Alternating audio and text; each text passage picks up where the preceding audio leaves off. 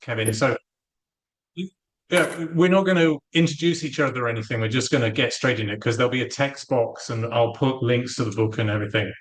Right. So, Good. Kevin, we're talking about L.A. Kid, which I've already reviewed. This is the second novel of yours that I've reviewed and loved. And you can see that I made plenty of markings in here.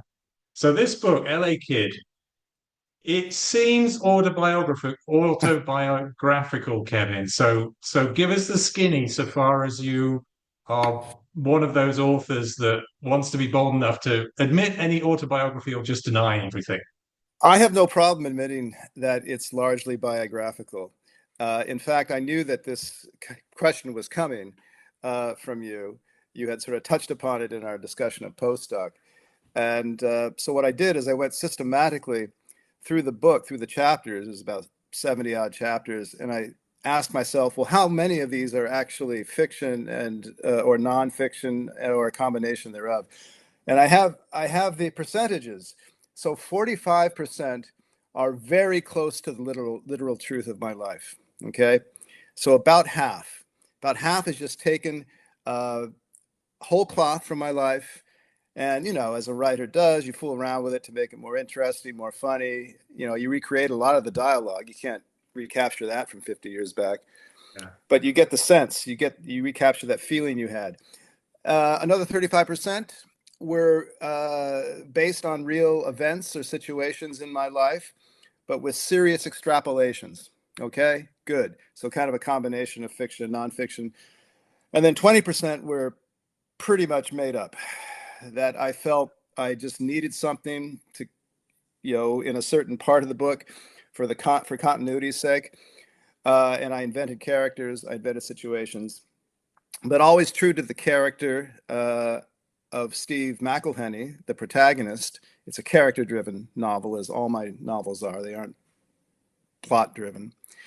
And also, at the same time, they are based on worlds that I knew, certain situations that I was in. But, most of our lives are pretty banal. And so I had to juice it up a little bit, I thought, to make it fly in terms of entertainment value. So there you have the percentages, right? Yeah. 45% basically true, 35% true, but then a lot of liberties taken, and then 20% pretty much made up. So you mentioned the word banal. Now, when I wrote the review of this, I published this online. I said one of the ways I characterize the novel is that it uh, it's sort of a story of events that are trivial in a global sense, but are profound in one lifetime. From the subjectivity, the first person perspective of this hero's lifetime, each event is profound, and there's an accumulation of profundity which can have life-changing consequences later in the character's life cycle. So one of the examples I picked up on the review is the main character is male, and his relationship with his father is often tragic. It's actually I think I Yes. wrote that it's quite depressing sometimes. And Yeah. it doesn't it's a tragedy in the relationship is in decline. Yep. It doesn't it doesn't get better. And No. it's not there's no abuse or anything. There's no big issues in that relationship. It's just they drift apart and so forth. So you know it I don't think the story is banal um, within the profoundness of one person's developmental experience. Can you explain how? Because I think of that as a difficult balancing act. There's realism and authenticity in the banal. I've heard other people say this, other novelists say this. Yep. But you also have to balance or you have to persuade the reader that this is still profound. It's still a profound life. So were you conscious of that balancing act? I mean, how did you handle it? Yes, I know. I know that the danger in writing autobiographical novels I have a fifth coming out in the fall of next year, a fifth autobiographical novel. I know that the danger of that is when you are not a marquee name, when you are not someone with a platform, as the agents and publishers love to say, then you run the danger of losing the reader's interest rather quickly if you don't keep them engaged. And so I felt that I couldn't, write this story, LA kid, of a boy like myself growing up in 1960s and 1970s Los Angeles without, throwing a lot of jazz the reader's way. You know what I mean? To keep them interested, because I'm not pick your famous author, Martin Amis, writing about his youth with his famous father, Kingsley Amis, or something. That's going to keep readers engaged who bought the book just on its own merits. But anyone who's reading my book, they're going to want to have me make them turn the page. Okay, like, come on, boy, show me what you got. So I threw a lot of kind of sexy California stuff in, bodybuilding and surfing and earthquakes and things like that, which all happened to me. I know all those things intimately, and some of those stories are, in fact, almost 100% real. But I was particularly conscious of that. Yes, you asked the question of, keeping reader interest by, keeping them on their toes. I think in this book, we shift from one milieu to the next rather quickly, uh, leaving aside all the various schools that this fellow goes to, and all the experiences that will bring. So yes, yes, yes, yes. Yeah. To your question, Well, yeah, yeah, I'll tell you what impressed me about the structure is you have very short chapters. That's very fast moving, and that's unusual for a novel that traces a single hero's life from earliest memories to adulthood. It's very fast moving, and yet the chapters can dwell on things that, like I say, they're not of import to anybody except this hero, perhaps looking back in memory. So things like, uh, an event with a shared event with the father, an embarrassing event. Like I'm thinking now of that event on the golf course where the yes, yes, child yes, drives an errant golf ball, and the father is kind of humiliated. yeah, Um, and then there's other instances where the child is pretending to box along with a live boxing match, and yeah, it doesn't end the way no, the child expects. Now, when when I describe chapters like that, um, I mean, it might sound like, well, why would I want to read that little sub story? But they're not sub stories. They're authentic, and they're painting a picture of this character who is developing with the reader as the reader reads about it. I mean, it sounds like you were intentional with these short chapters. yeah, I was. Um, Yeah, there was some method to this. I mean, it wasn't just me, writing my story. Of course not. That's what I want to emphasize. I know you know that, but to readers, you want to emphasize that this isn't just my life. There is art involved here. There's craft. Okay, and I'm picking and choosing. I'm not throwing it all at you. All right, that's what separates I think good writers from bad writers. They know what to throw out. And I threw out a lot of stuff. I mean, this book went through many, many versions, and I got down to what I felt were chapters, yes, that will show us A, who this LA kid is, B, what makes him an LA kid, and C, why the reader should be interested in it at all. And staying with that, yeah, the Vietnam War is a constant underlying theme, I think, and how this boy, it eventually uh, culminates in that, how this boy is sort of through his upbringing, which is a Catholic school upbringing, and that of his father, back to the father who was a draftee soldier during the Korean War, and his father was a career officer. And many of the relatives in this boy's family were soldiers and or in wars. You know, this is America of the 20th century. There's a war every 10, 20, 15 years. How he had been sort of brought along, and also through his sports training, through all that discipline, he had been sort of groomed to be a soldier. And then at the end, he thinks, well, maybe that's the way I should go. And he thinks about joining up with the Army and going through officers candidate school and becoming an officer.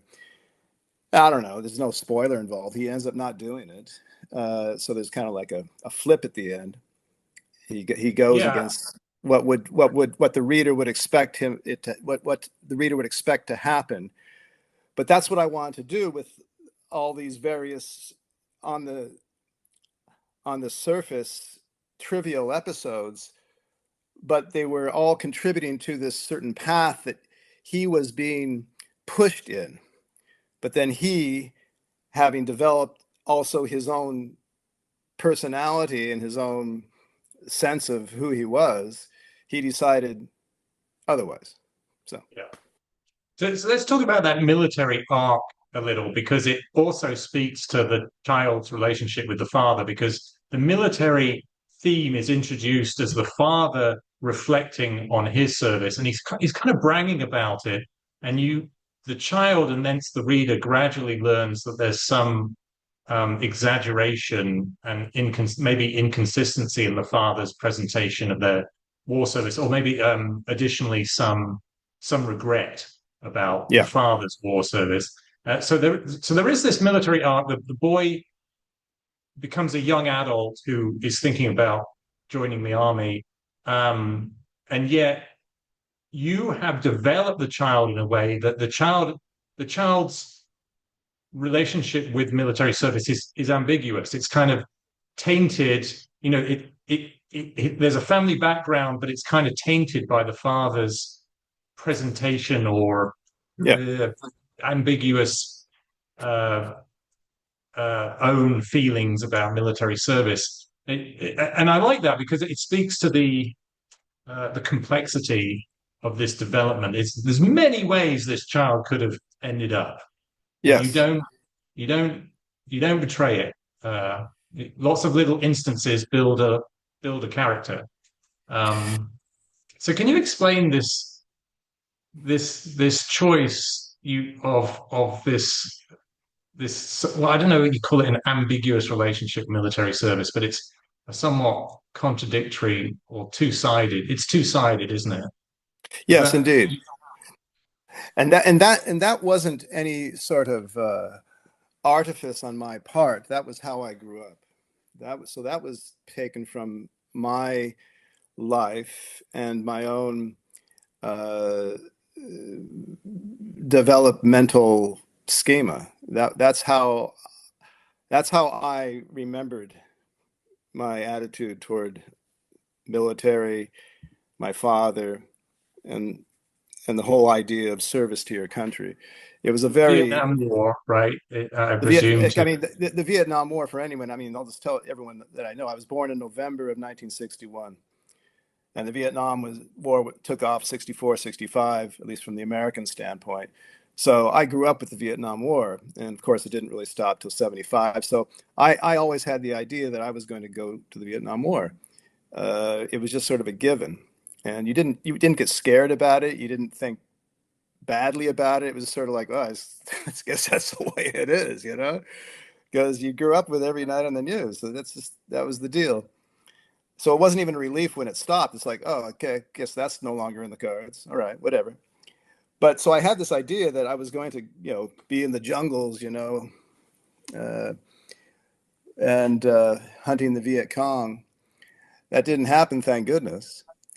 But there was this very strong consciousness of what it meant to be an American. So getting away from the LA part of it, but just an American in that generation, you were really primed to go and put your ass on the line for Uncle Sam. You really were.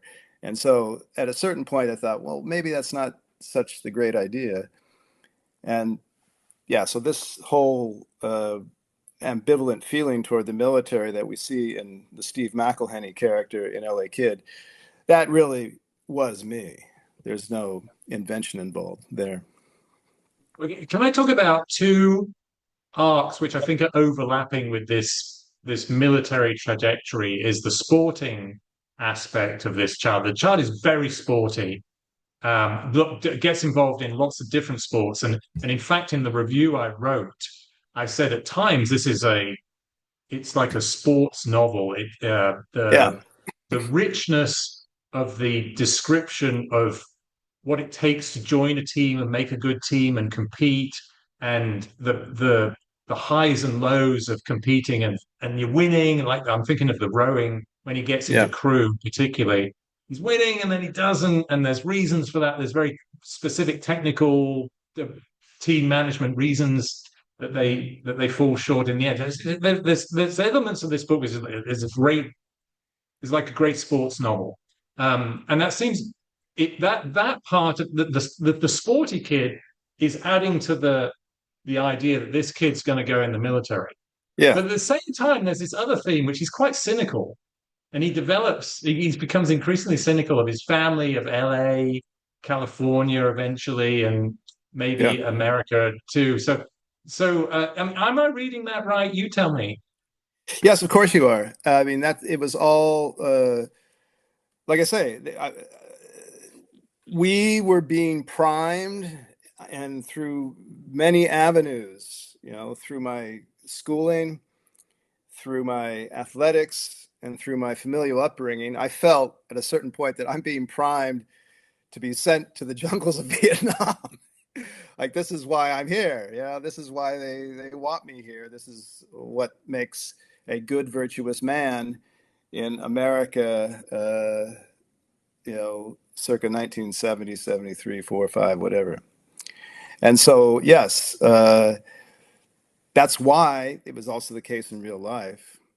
But that's why I thought it made for a good ending of the novel, to all of a sudden flip those expectations. No, we're not going there, right? And yeah, I think it's a satisfying end for me. For me, the author, it was, and I've written other novels where I haven't just kept with what was the real case in my life. For example, I wrote a novel called Surfer Boy, where at the end he stopped surfing. I didn't stop surfing. You crazy? It's the greatest thing you could ever do. But it seemed right here, and yeah. So there was that one. There was that one strain of, uh, of of discipline and hierarchy and respect for tradition, and then there was the other strain. And here's the L.A. Kid part, where you are uh, you are sort of part of the counterculture.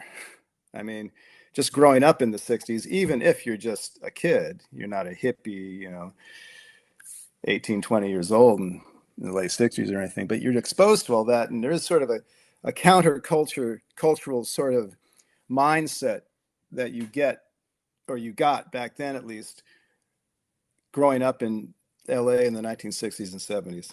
Because LA is not America, as you probably know, or at least it wasn't then. Perhaps it has become more like America, or America has become more like LA in the intervening years. But I think that yeah, in LA you had sort of a sense of specialness, because everyone was telling you how special you were. You didn't feel special on your own, but you would meet people who'd moved out from the East Coast, like, oh, LA, it's so great. And then you tell them, oh, yeah, well, I guess I've been born here. You've been born here? Oh, you're crazy, right? You've been born here? I can't believe that. And then you tell them, well, I'm actually fourth generation. You're fourth generation? They'd flip out. So they were projecting all this specialness onto you. So at a certain point, you say, oh, I guess I am. I'm special. I don't know, for whatever reason. I had nothing to do with it myself. So anyway, that's probably not answering your question, but that's a answer to something.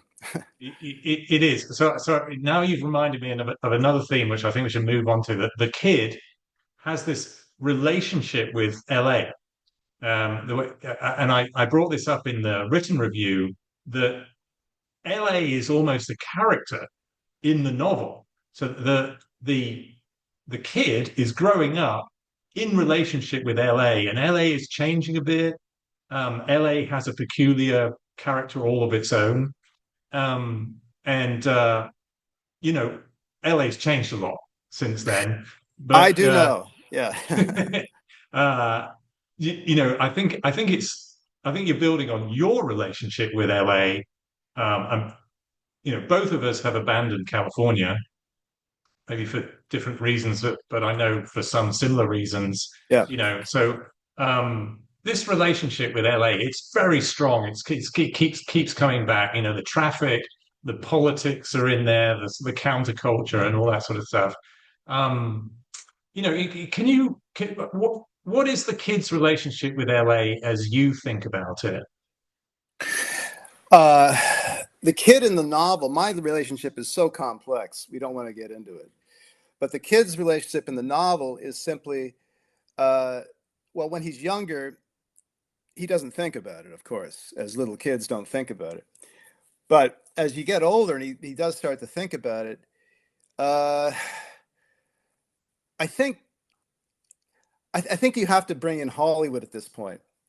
I mean, because even as a young kid, you are aware of Hollywood. That Hollywood is sort of what makes LA LA, at least for the rest of the world, right?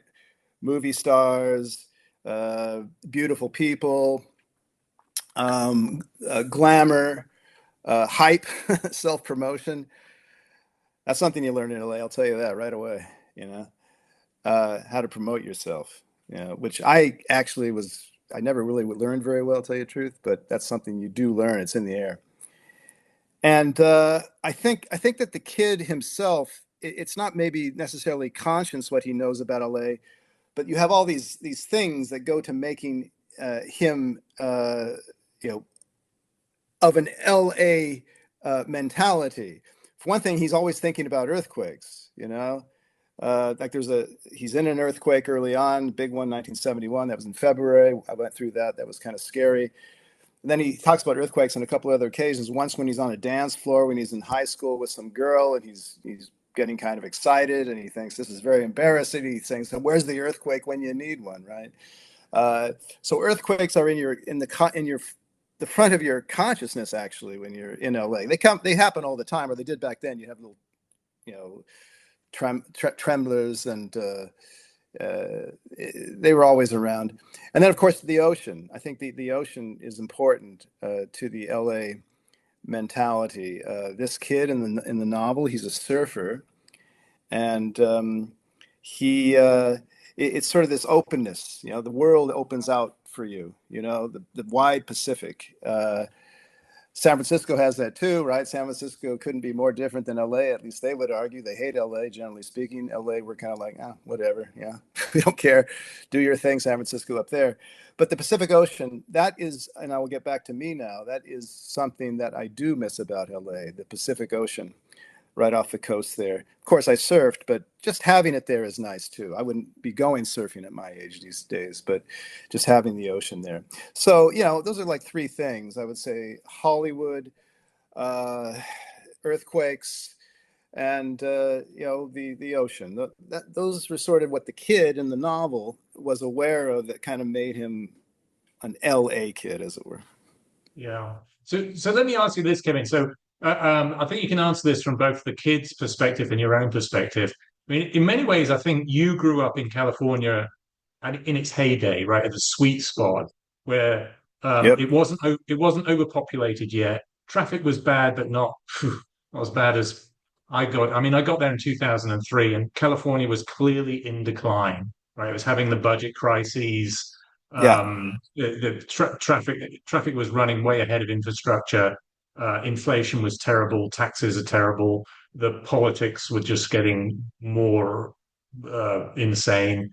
But I think for you, maybe 60s, 70s, you tell me how you feel about it from your memory, where the sweet spot was. And then maybe from the kid's perspective, the kid, he has, again, it's another ambiguous relation or ambivalent relationship, you tell me, with LA, which is the LA kid is not rich. He has No. sort of a middle class upbringing, and he has realistic uh, um, a realistic experience of LA, which is not always great. There's violence, there's grime, there's bad education, but at the same time, there's surfing, and there's the sunshine and the running on the track in the sun, reliable weather, and all that sort of stuff. So Yeah. so you tell me. Yes. The one thing I always cite, so why not cite it here? Is that yes, in terms of surfing, it wasn't the sweet spot, but it was the end of the sweet spot, the 70s. Because I would talk to older surfers and they say, "Oh man, you should have been here back in the 30s and 40s." You get 10 guys out at Malibu, that was a crowd. When I was surfing there in the summer, you get 100 guys out. Terrible. And so when I would go surfing, I would scour the coast. We didn't have any, webcams or satellite photos. We had to just go out to the coast and look. Really primitive. It's like 100 years before. You get in the car and you look for surf. Well, that's how we did it. And I would sometimes go all the way down the coast. I would drive from LA down to San Diego. And in the late 70s, you could drive down that entire coast, and there would be long stretches. I won't say miles, but there would be like, half mile, a mile, maybe two at some points, like in San Clemente, where there would be no houses. You would see no houses between you and the beach. There might be some on the hill on the other side of the PCH highway, and there might be one or two scattered shacks. But you could go for miles and miles and miles and just see the ocean. Well, back in 2003, even I was there in 2004. I would drive down, and it would be the rare spot where I could see for any stretch the ocean without having condos or other stuff blocking the vision. And that's depressing. That's terribly depressing. And so just that one example for how the city, by dint of this uninhibited development, it's not the same. And yes, I would argue that the 60s and 70s, that was the end of the sweet spot. Let's put it that way for LA. So quickly, talk about the LA kids' relationship with LA. Uh, Again, if we're talking about the kid in the novel, it's at least half the novel is just an unconscious one. Because like I say, as a kid, you just everything's a given. You don't think about it. I think as the novel goes on, as I say, there's a greater consciousness of the Hollywood impact. I mean, he works in a movie theater at some point, and he meets a star. He meets some guy in a film, and he thinks he's very cool and savvy and streetwise, but he gets kind of ruffled. It's like, wow, here's a star. He meets this guy he liked in a movie, and he gets a little bit nervous. So the effect that Hollywood has on your consciousness, and how everyone's trying to look good, and that whole motto of LA, that it's better to look good than to feel good, right? I think that still probably holds, and that was quite the case back then. The There might be an aspect of how the kid is thinking seriously about being an LA kid in the initial chapters of the novel, because this is where his father takes him to UCLA Bruin basketball games. And this was in the heyday of UCLA basketball. I don't know if anyone, I don't know if you know about UCLA basketball, but this was a dynasty back then. They won under Coach John Wooden's mentorship. They won 10 NCAA championships in 12 years, and they won 7 championships straight. And this kid goes to these games, and this creates a sort of idealism in him that is, it makes for great disappointment later on in life. Life is not like 7 straight NCAA championships and your team always winning and you never seeing them lose, which he never does in the book. And I never did go into these games either. So there's a kind of congruence there. That was LA for me because, you know, you're going to see UCLA games and they are the national champions every time you turn around. So that was very UCLA, and that is also a sweet spot in the history of LA. From 1964 to 1975 was their reign of 10 championships, and that will never happen again. So there's another example. Mhm. So Kevin, I think of the kids' relationship with LA and California. It's a bit like it's a bit like meeting one of your heroes and discovering things that jade your admiration of that hero, right? So Yeah. part of the kid's development is to become cynical of a lot of things, Yes. including California. Yes. So you're saying yes, so that's good. So what were Yeah. you thinking when you wrote this particular kid's relationship with LA, California in general? Well, maybe I can go at it from an oblique angle here. Oftentimes I joke when I talk about the difference between growing up growing up in LA and maybe in other parts of the country or other parts of the world. Like, you know, what exactly is the difference between someone who grows up in LA, or at least back then, 60s and 70s, and someone who grows up, London, Paris, Berlin, Miami, Chicago? What is the difference?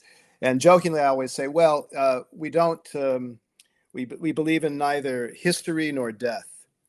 But those are not real jokes. We don't really believe in either of those two things. You know, we are always Los Angeles has always been a city pointed toward the future, uh, and it was a long, long period of time when we were just tearing down beautiful buildings, you know, Art Deco buildings from the 20s and 30s, just because they were taking up space. You know, need a parking lot here.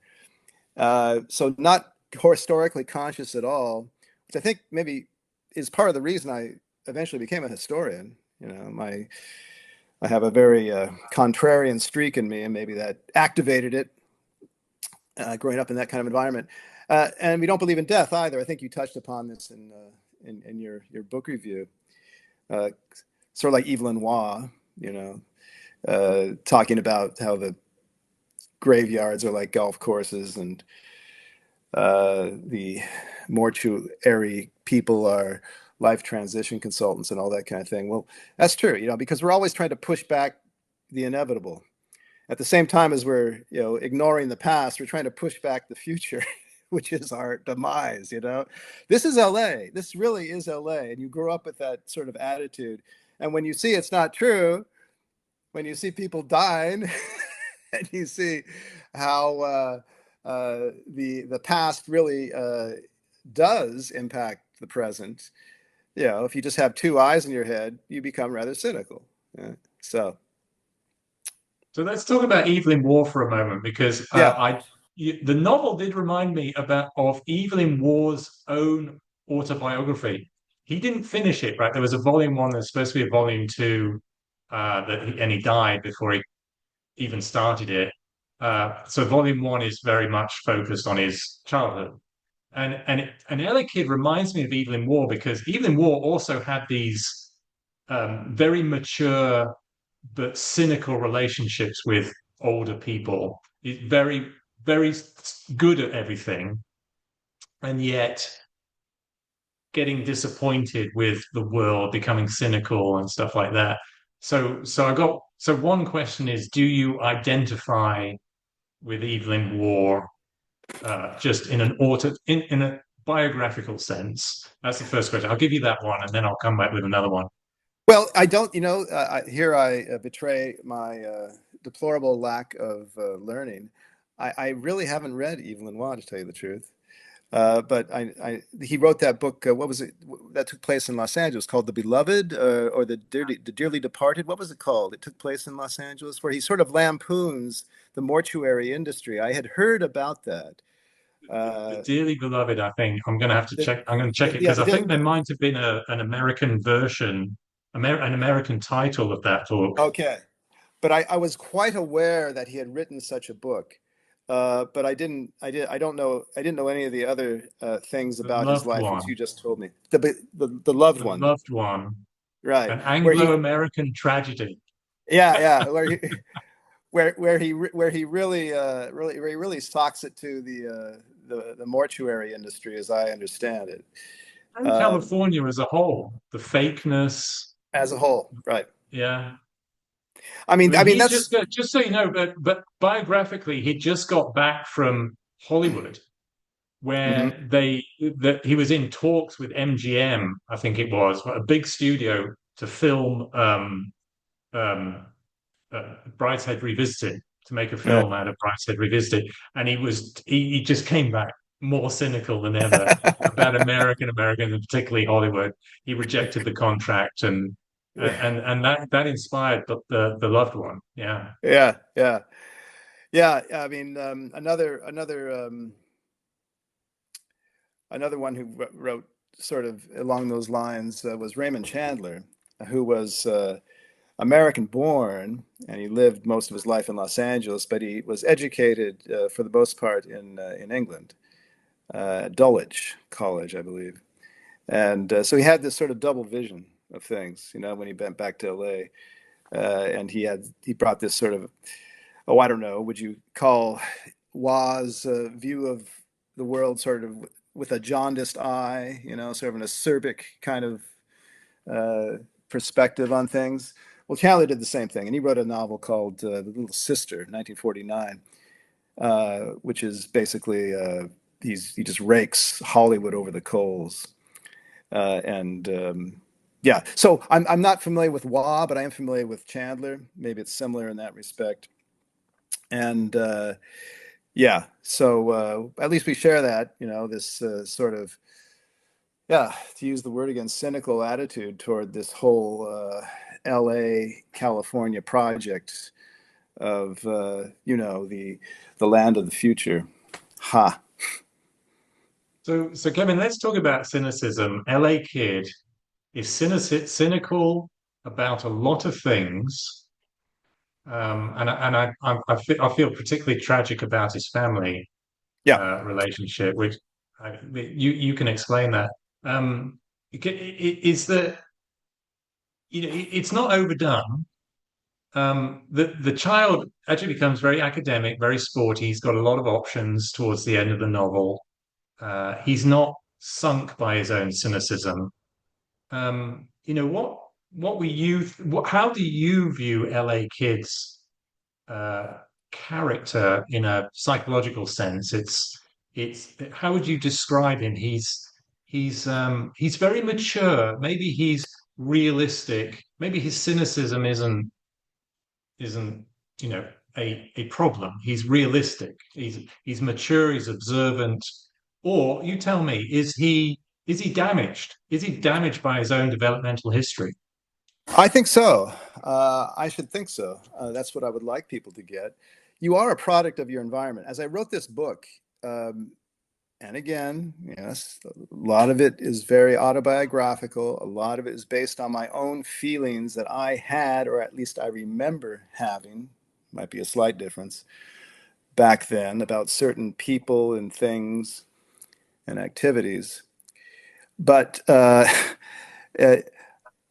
I came to this book thinking, oh, right, okay, this is just going to be about me, basically. You know, I'm going to write from my own experience and see what happens. But no, at a certain point, I realized that this kid could have been a million other kids. He really could. I'm so similar to many others I know of my generation who grew up in L.A. We have more similarities than differences, at least vis-a-vis the rest of the world, right? Uh, in writing this book, I realized what a product of my environment I was, and how how ununique I actually am. I'm just another product off the L.A. assembly line, really. And To tell you the truth, Bruce, I've lost track of your question. Can you please repeat? What was the question again? I was interested to get your you are answering it. You are answering it. But I Oh, was maybe. interested to get your view of to what extent the character LA Kid is realistically cynical and he's functional, it's fine, or Yeah. to what extent he's actually damaged by his experience growing up. Well, okay, good. I was approaching an answer to your question. Yes. I think that anyone who grows up in LA is somewhat damaged. I mean that sincerely. And I'll start with the Hollywood element. I mean, you are brought up with this idea of, well, let's just say it, physical perfection as something to aspire to. Okay, I don't know, maybe that was an imperative of the ancient Greeks. All right, they knew a thing or two, not half bad. But it is so overplayed, this idea of you got to look good, you got to present yourself in a certain manner, you got to sell yourself, to repeat what I said earlier, that this can really wreak havoc with your self-esteem. And I'm not someone who's all, I'm an LA kid from the 60s and 70s, so I'm not for the self-esteem culture, right, that they teach in schools these days. I'm not for that. But I'm also not for the opposite. I'm not for whacking down your self-esteem everywhere you turn, in the media, in magazines, and everything else. And you always feel deficient. And I was a kid. I was a boy. You can imagine what that does to girls. And I grew up with two sisters, so I don't even have to imagine. And so I think that, yes, everyone who grows up in LA, unless they have a real tight, nurturing, good family environment and good schooling, nurturing schooling and everything else, but you can't be too protected. You don't want that. You don't want to be sheltered. So it's a tricky balance. But I would argue that most people, the default situation growing up in LA is you are going to be damaged. Just from that one standpoint. If we want to go into others, we can. Yeah. So well let's go somewhere else now. So Yeah. um in what other ways does LA affect this child's development in ways that no other city would? Well, again, I think the sports, you talked about the sports and outdoor activities are extremely important to not only Los Angeles, of course not, but Southern California, California as a whole. Uh, but sports is just you. Back then, it's not so much these days, I don't think, which is probably to the good. But back then, it was the default position, unless you were like, you had something physically wrong with you. You were going to be in sports. You were going to do that, right? You were going to excel as an athlete or try to. And just to give you an example, I mean, when I was in high school, I think I did 13.6 in the pole vault, which was very mediocre height. That was my senior year, 1979. But that height, which didn't even get me to anything beyond the Southern California championships. I didn't go to the Masters meet. I didn't go to the state meet. That height would have won the state championship in most American states. To show you the level of competition, right? And I went to high school with the American record holder in the pole vault. I can just say his name. His name was Anthony Curran, 1978, 17 feet 4 inches and a half. I went to school with this guy. So you were surrounded, there were others. You were surrounded by top-notch athletes, world class in their age group athletes. So this pulled you along. And Southern California it was sports mad, you know? So I don't think that had such an adverse effect on the LA kids development, but it just fed into this very disciplined sort of upbringing that you had, particularly within the context of Catholic schools, private Catholic schools, which was sort of like I thought, sort of a nice kind of counterintuitive element that I wanted to throw at the reader. because it wasn't just, kicking back and, you know, fun in the sun, uh, easy breezy, groovy kind of lifestyle. No, I mean, it's actually in many spheres the opposite in Southern California. Because of the great weather, because of the outdoorsy kind of athletic atmosphere, you are pressured to keep up.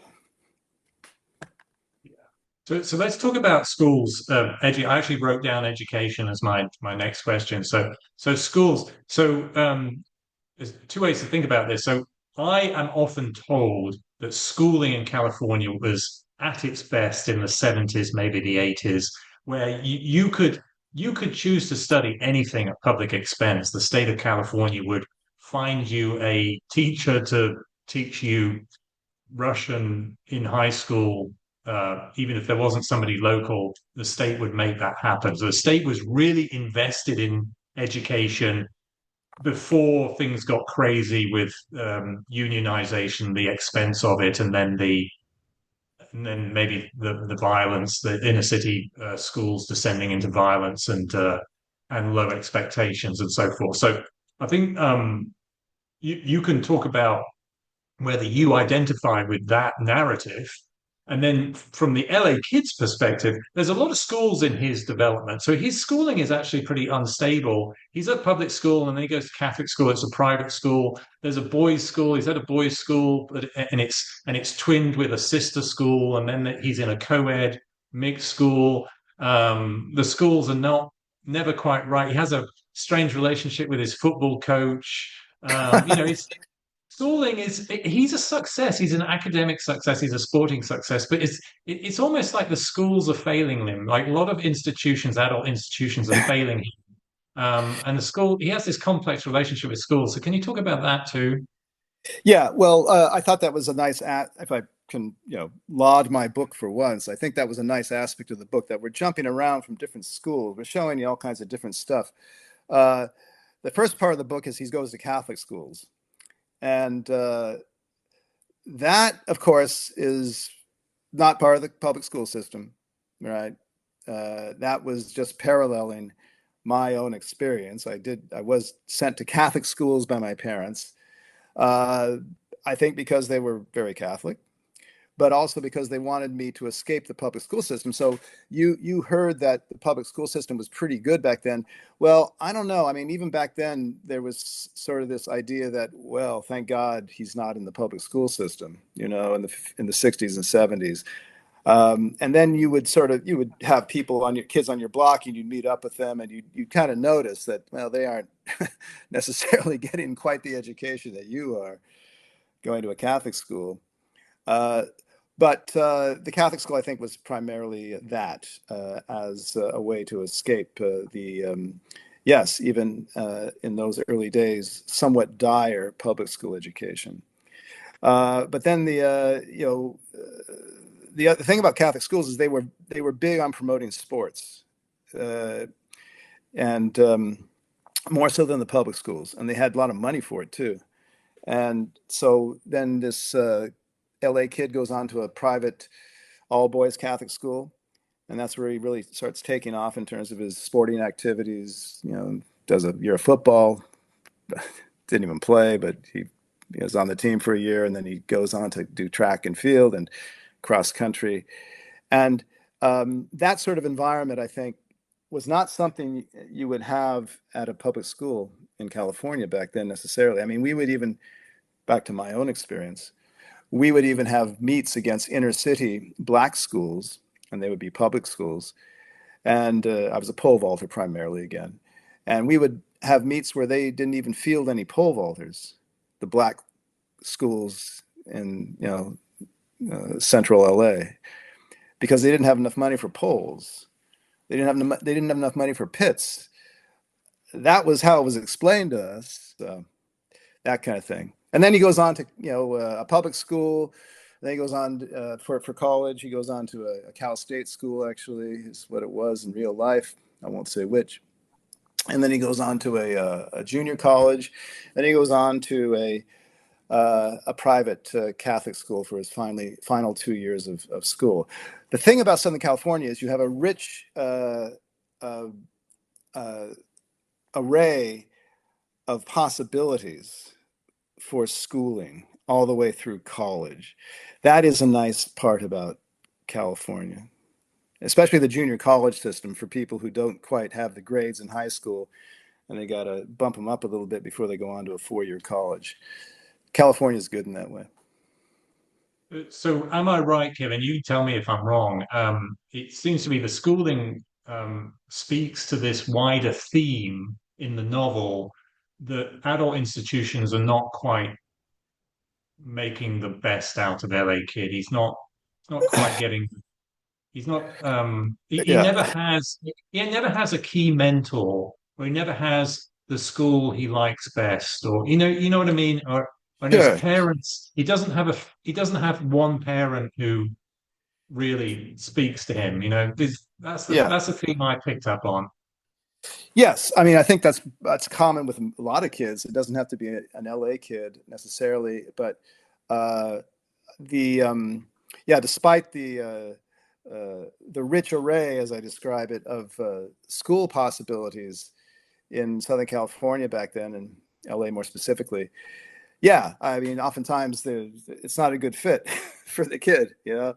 But how you find a good fit for a 12, 13, 14, 15-year-old adolescent kid is, will probably remain a mystery. But I think the Catholicism had a lot to do with this young boy's um, discomfiture in whatever situation he was up at least until college. Uh, the Catholic element was a tricky thing to integrate into his mindset with all this other stuff going around. See, that's the thing when you are in this little oasis of Catholicism for over the course of 12 years from grade 1 to 12, and then you have you know uh, sexy, roguish, glitzy, glamorous LA all around you. There are some disconnects in your mind. You don't know how quite you know integrate things. So it makes for even greater confusion, I think, as opposed to someone who grows up on in a nice rural part of the country and they don't have those outside influences which are uh, unsettling them and maybe even their religious beliefs. Yeah. So there are lots of themes in this book, Kevin, and I'm not going to ask you about any more. I mean, I know race is in there and sex is in Yeah. there. LA Kid has to navigate romance and learn in hilarious fashion what what you're not allowed to touch and stuff like that. So you tell me what haven't we discussed which you think is a key influence on the LA Kid or a key theme message in the novel that we haven't discussed yet? Yeah, I was thinking about that. Is there something there that might interest people that if if they don't read the book, they would maybe be interested in hearing, or if they do, they wouldn't quite notice on first read?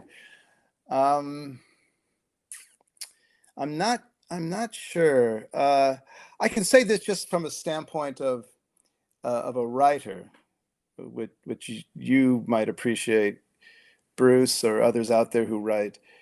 To tell you the truth, I mean, you and I were going back and forth, and you're trying to keep me to L.A. Kid, and keep it in the novel, whereas I find myself in my answers drifting over to me myself and my own experience, right? And to tell you the truth, even as I was going over this earlier today, just to sort of prepare my mind for our talk, going over the book, flipping through the chapters, I had to think twice, 3 or 4 times to figure out what exactly was true or not.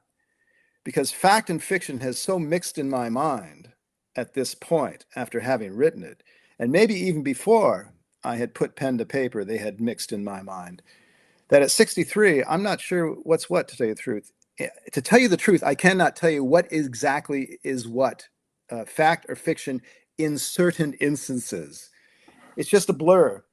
And this goes back to Gore Vidal. Did I mention this when we were talking? I don't think we did. No, but I think Gore Vidal, he had a great uh, title for his own autobiography. He called it Palimpsest. And do you know what a palimpsest is? I didn't know it before he explained it. I saw a little interview with him. A palimpsest is an old medieval parchment that has had many monks copying many things on it, and each time they do, I guess parchment at that time was rather expensive, so they had to reuse parchment. They would erase what they'd written before, and then they would rewrite over it. And now, over the years, scholars, they look back to these medieval manuscripts called palimpsests, and they can see the various layers of what has been written on what, right? They can sort of decipher it.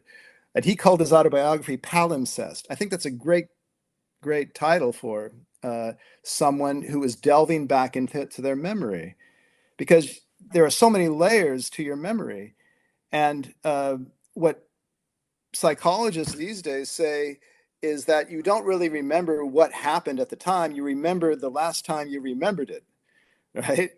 And I just by my own nature of being rather introverted, I have been doing a lot of thinking over the decades about my youth, and I'm not sure what's true, to tell you the truth. This is just what seems to me to be sort of the truth at this point in time, and even then, I then consciously extrapolate and sometimes just invent out of whole cloth. So there you have it. Totally understand. So that's Kevin. Let's quickly link Yeah, LA Kid with your yeah. other novels. So when I read this, I thought I was wondering whether that you would recommend the sequence to read LA Kid and then either Surfer Boy or Postdoc. Well, I would actually recommend L.A. Kid. That's the novel. If you want to follow the sequential path of my protagonist, Steve McElhenney. It's the same protagonist in all my novels. Yeah, hang on. You said LA Kid. So LA Kid and then L.A. Kid. which? L.A. Kid would be number one, and then Surfer Boy would be number two, and then we can follow him on his postgraduate path to the doctorate, and you know hit the let the shenanigans ensue. And then the other novel, of course, is Berlin Tango, which is when he gets off to Berlin, which is where Postdoc leaves off. Actually, it leaves off with him in Berlin at loose ends, not knowing what he's going to do, and then we see him some years later.